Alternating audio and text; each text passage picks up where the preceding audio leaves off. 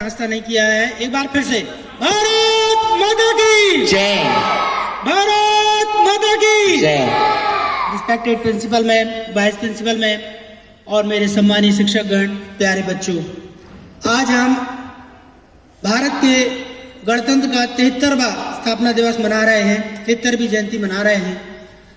तो यहाँ पर मुझे संस्कृत का एक श्लोक याद आता है कि सर्वे भवन्तु सुखिना, जो हमारे भारत के संविधान में कल्पना की गई है कि सर्वे भवन्तु सुखिना सर्वे सन्तु निरामया सर्वे भद्राणि पश्यन्तु माँ कश्चित् दुर्भाग् भवेत्। सभी सुखी हों, सभी निरोग हों, सब सुख से रहें, आपस में हिलमिल कर रहें, एक दूसरे का कल्याण करें। इस भावना को ध्यान में रखकर हमारे भारत के संविधान रचयिता माननीय डॉक्टर भीमराव अंबेडकर साहब ने एक कल्पना की थी कि भारत को आजादी तो मिल गई, लेकिन ये चलेगा कैसे देश, इसके लिए व्यवस्था कहां से बनाई जाएगी।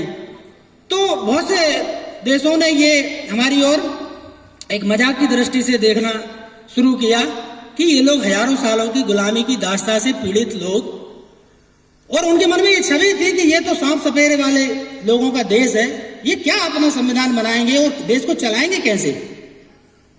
लेकिन जैसा कि कहा गया है कि भारत भूमि कभी भी वीरों से हीन नहीं हुई है। समय समय पर यहाँ पर भारत माता की धरती से अनेक विद्वान लोग पैदा हुए हैं। उनमें से डॉक्टर साहब अंबेडकर जी ने जब ये संविधान रचा तो विश्व का सबसे बड़ा लिखित संविधान, और उसमें सभी तत्वों को शामिल किया। आज भी हम देखते हैं जो उसमें मूल अधिकार और कर्तव्यों की मैं आज बात कर रहा हूं कि समानता का अधिकार रखा गया, कि हम सब लोग संविधान की नजर में ही नहीं, सब एक दूसरे की नजर में भी समान हैं। समानता के साथ शिक्षा का भी अधिकार रखा गया, शोषण के विरुद्ध अधिकार रखा गया, स्वतंत्रता का अधिकार रखा गया, और उसमें भी धार्मिक स्वतंत्रता का अधिकार रखा गया। और एक सबसे जो अंतिम अधिकार था कि हम संविधानों के उपचार को भी कर सकते हैं। ये जो लास्ट वाला था, इसने सुंदरता, जो संविधान लिखा गया उसमें सुंदरता में 4 चांद लगा दिए कि समय समय पर परिस्थितियां बदलती हैं, समय स्थान के साथ कुछ चीजें बदलती भी जाएंगी, तो संविधान के उपचारों का अधिकार भी इसमें रखा गया। और ये सुनिश्चित कर दिया गया कि ये जो संविधान है ये हमेशा हरा भरा रहेगा और हमारे भारत के कल्याण के लिए इसमें बहुत सी चीजों को शामिल किया गया। अब मैं कर्तव्यों की बात करता हूं। तो अधिकार और कर्तव्य दोनों एक दूसरे से इतने घुले मिले हुए हैं कि जब हम स्वयं के कर्तव्य निभाते हैं तो दूसरों के अधिकारों की रक्षा अपने आप हो जाती है। जैसे मैं एक शिक्षक हूं और मेरा दायित्व है मैं बच्चों को अच्छे से पढ़ाऊं, उनका उज्जवल भविष्य बनाऊं। तो यहाँ पर जो बच्चों के राइट टू एजुकेशन, शिक्षा का अधिकार है, उसका अपने आप पालन हो जाता है। क्यों? क्योंकि मैं अपने कर्तव्य का अच्छी तरह से पालन कर रहा हूं।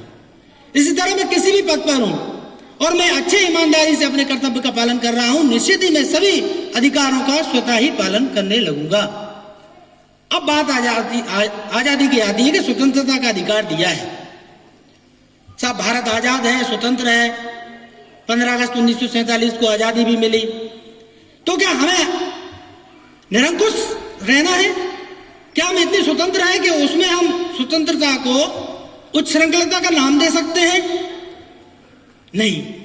जैसे कि यदि किसी ने कहा मैं आजाद हूं, मैं किसी भी तरह से रोड पे चल सकता हूं, मैं दाएं चलूं बाएं चलूं, मेरी मर्जी है, भारत आजाद है, तो हमें ये बात नहीं भूलना चाहिए कि नियम है हमेशा बाएं हाथ से चलना है भारत में। लेकिन आप अपनी आजादी का उपयोग कर रहे हैं, आपको दाईं तरफ चलना है, आपकी मर्जी है, ये चलेगी नहीं। यानी आपको स्वतंत्रता तो है, लेकिन जब दूसरे की स्वतंत्रता बाधित होती है तो आपकी स्वतंत्रता वह स्वतः में समाप्त हो जाती है। एक व्यक्ति कहता है कि मैं तो सड़क पे लाठी घुमाऊंगा, मेरी मर्जी है, आजाद हूं मैं, संविधान ने मुझे अधिकार दिया है। हाँ ठीक है, लाठी घुमा सकते हो, लेकिन जहां से आपकी लाठी समाप्त होती है और अगले व्यक्ति की जहां से नाक शुरू होती है, वहां आपकी स्वतंत्रता समाप्त हो जाती है। तो स्वतंत्रता मिली और संविधान ने हमें अधिकार भी दिए, लेकिन इनको क्या है, एक नियमबद्ध तरीके से ही रहकर हम उसका पालन कर सकते हैं। अब मैं बात करता हूं कि हम लोग 15 अगस्त 1947 को जो आजाद हुए, तो उसके पीछे थोड़ा इतिहास में जाना चाहता हूं कि क्या कारण रहे होंगे कि हमें इतने वर्ष की गुलामी झेलना पड़ी। उनमें से जहां तक मेरा विचार है, मैं ये मानता हूं कि कहीं ना कहीं उसके पीछे कोई विदेशी शक्तियां नहीं रही। हम आपस की फूट के कारण, कुछ जयचंदों के कारण जब इस स्वतंत्रता के घोर अंधकार में घिरे तो सवेरा आज तक नहीं हुआ है। मैं कह सकता हूं आज भी गरीबी, भुखमरी, भ्रष्टाचार, बेरोजगारी और न जाने कौन कौन सी समस्याएं भारतवर्ष में आज भी विराजमान है।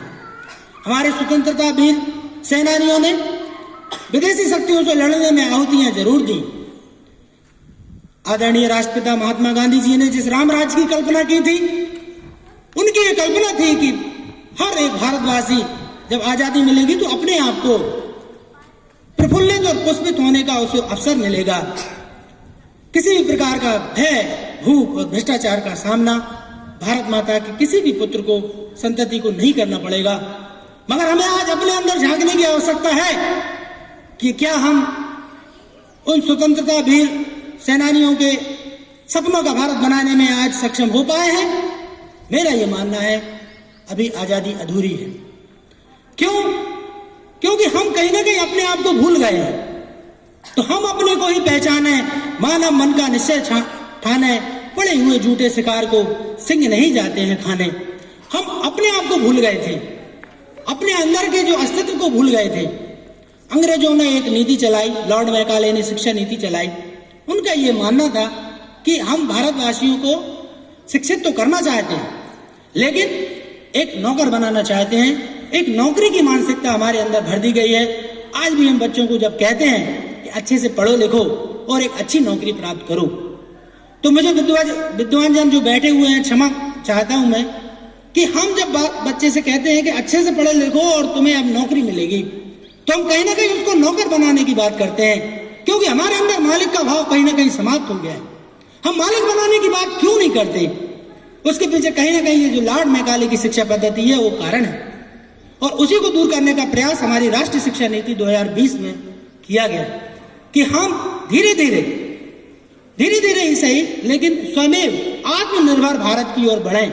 हमारा हर बच्चा जो कॉम्पिटेंसी बेस्ड एजुकेशन की जो बात की जाती है, अपने आप को पहचाने कि वास्तव में वो क्या है, आगे वो क्या करना चाहता है, क्या बनना चाहता है, और अपना 100% उसमें वो लगाए। ये राष्ट्रीय शिक्षा नीति की बात की गई। एक और हमारे भारत के अंदर एक बहुत अच्छी बात है कि हम वैसे भले नॉर्मल स्थिति में लड़ते हैं, झगड़ते हैं, एक दूसरे पर दोषारोपण करते रहते हैं, लेकिन जब जब समस्याएं आती हैं, जब भी कोई गंभीर संकट भारत पर आता है, हम लोग अपने आप स्वयं एक हो जाते हैं। कहा भी गया है कि यदि किसी पड़ोस में आग लगी है, पड़ोस में कोई मुसीबत आई है, तो कभी पीली चिट्ठी नहीं बांटी जाती, निमंत्रण पत्र नहीं छपाए जाते कि आग लगी है, चलो भाई आग बुझाने जाते हैं। स्वतः स्फूर्त हम लोग इस मिट्टी से बने हुए हैं कि जैसे ही मुसीबत का क्षण आता है, कोई परेशानी आती है, हम सब लोग एक हो जाते हैं। और ये बात जो अनेकता में एकता की बात है, ये विश्व के सभी लोगों को, सभी जो दूसरे विकसित और अविकसित जितने भी देश हैं, वो इस चीज को आश्चर्य से देखते हैं कि ये भारत किस मिट्टी से बना है।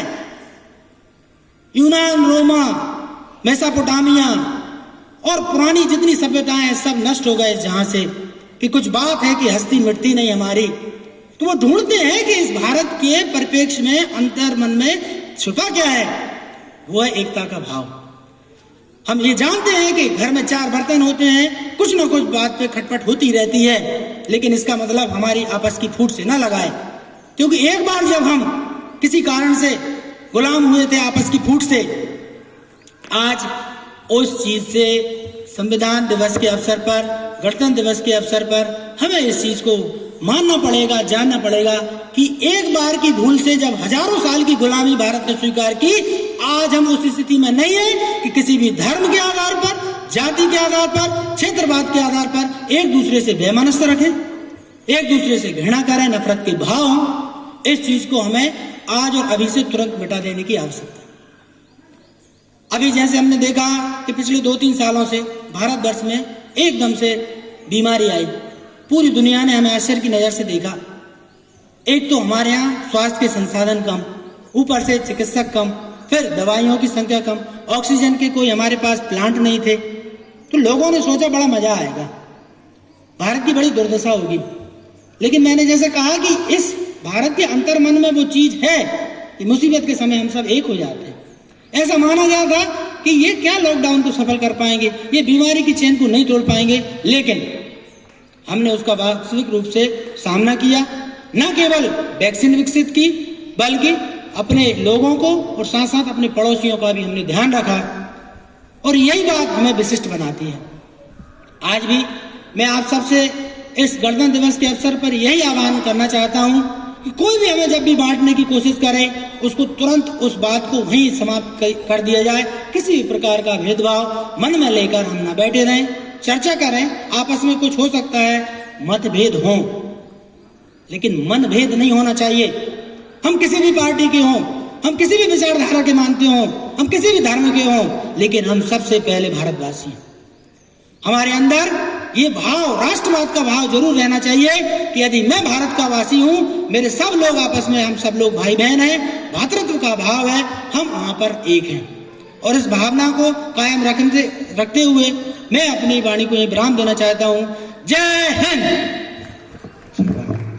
बहुत बहुत